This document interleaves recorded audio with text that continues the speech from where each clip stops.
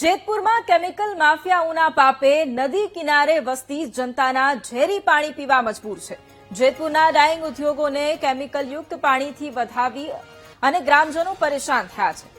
વરસાદી પાણી સાથે ઉબેણ નદીમાં ડાઇંગના પાણી છોડાતો હોવાનો દાવો કરવામાં આવ્યો છે। વરસાદી પાણી સાથે કેમિકલયુક્ત પાણી છોડી દેવાતા નદીઓ ઝેરી બની રહી છે। વધાવા ગામની સીમમાં નદીનું પાણી ઝેરી થઈ ગયાનો દાવો પણ કરવામાં આવી રહ્યો છે। નદીમાં કેમિકલયુક્ત પાણી આવવાથી પશુઓ અને પાકને વ્યાપક પ્રમાણમાં નુકસાન થઈ રહ્યું છે। ધારાસભ્ય સંજય કોરડિયાને અનેક વખત રજૂઆતો કરવામાં આવી છતાંય પરિણામ શૂન્ય છે।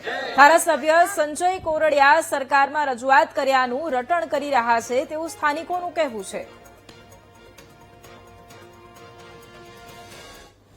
આ કેમિકલ થી માલ માણા કોઈ પીતું નથી, બરોબર?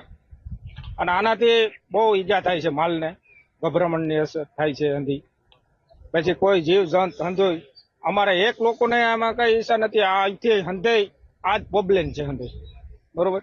અને માલને તો હાવ ઝેર છે, મનો ને પાણી પીવામાં તો અમારે અટાણે પાવું ક્યાં? એવડું પાણી ભર્યું પણ અમારે કઈ પાણી પાવા લાયક તો કઈ છે નહીં, અને ઢોરે મરી જાય છે। જે તારીખ 23 અને 24 તારીખની મધ્યરાત્રિ જે વરસાદ થવાથી જે ઉબેણ નદીમાં પાણી આવ્યું હતું તેમાં ડાંગના જે જેતપુર ડાંગ એસોસિએશન છે એ લોકોએ કેમિકલ વાળું પાણી છોડવાથી હજારો લાખો કરોડો માછલીઓ આમાં મરી ગઈ છે। આજે માછલીઓ જો આ પાણીમાં ન જીવી શકતી હોય તો અહીંયા અમારે અમારી વસાહત કઈ રીતે ટકાવે? આજે અમારા આત્મસન્માન માટેનો પ્રશ્ન છે। અમે વારંવાર સંજયભાઈ કોરડિયાને રજૂઆત કરેલી છે તો સંજયભાઈ કોરડિયા એક જ રટણ રટે છે કે મેં સરકારમાં વાત કરી દીધી છે।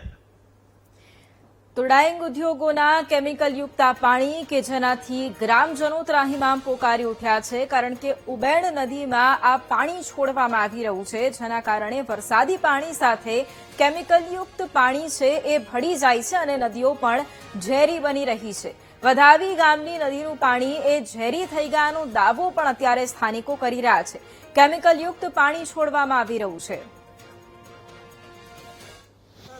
અમારા ગામની અંદર આ પ્રદૂષણ જે નદી છે, નદીની અંદર સારું એવું પાણી અત્યાર સુધી ચાલુ હતું।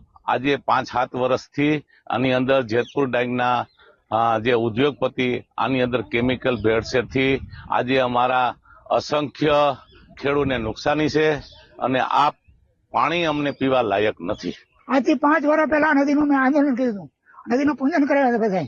પાણી જે કેમિકલ યુક્ત થઈ ગયું વરસાદી એ ટાંકા જે બનાવેલા હતા એ માધાભારે માણસો એ ટાંકા પાછા ચાલુ કરી દીધા। આ જે જેતપુરના ડાંગ વાર આવે એ ટાંકાનું પાણી આમાં પ્રદૂષણ આવે છે, નદી પ્રદૂષણ થઈ ગઈ છે। એટલે કોઈ જીવ પાણી પી શકતું નથી। હજારો એકર જમીન બંજર બની ગઈ છે। ફસલમાં પાણી જાય તો ફસલ ભરી જાય છે, માણસ પાણીમાં ઉતરે તો પગમાં સાંધવી પડે, ચામડીનો રોગ થાય, કેન્સર થાય। અમારા ગામમાં હજારો એવા કેન્સર થયા છે અને સાબિત છે અટાણે હાલમાં। તમારે નિરીક્ષણ કરવું તો કરી આવો। ગમે તેમ કરીને અમારે આ નદી પ્રદૂષણ મુક્ત થઈ જવી જોઈએ અને નહીં થાય તો ગાંધી સંધ્યા જે રીતે અમારે સંકલ્પ કરવું પડે કરવા તૈયાર છે। હું આજથી કેટલા સમયથી આ જોઈએ છે, વારંવાર રજૂઆત કરવા છતાં કોઈ આનો નિકાલ થતો નથી। આ પાણીનો, આ પાણીમાં જીવ જંતુ નથી રહેતા તો આ માણસને પીવા લાયક કેમ કરવું? આમાં હું આ ડબલ એન્જિનની સરકારને એ જ કહેવા માંગુ છું, તમે જો આ એક એન્જિનમાં નથી કરી શકતા તો આમાં ડબલ એન્જિન કેમ કહેવું પડે અમારે? તો આનું જલ્દીમાં જલ્દી આનું કંઈ થાય એવી અમારી માંગણી છે।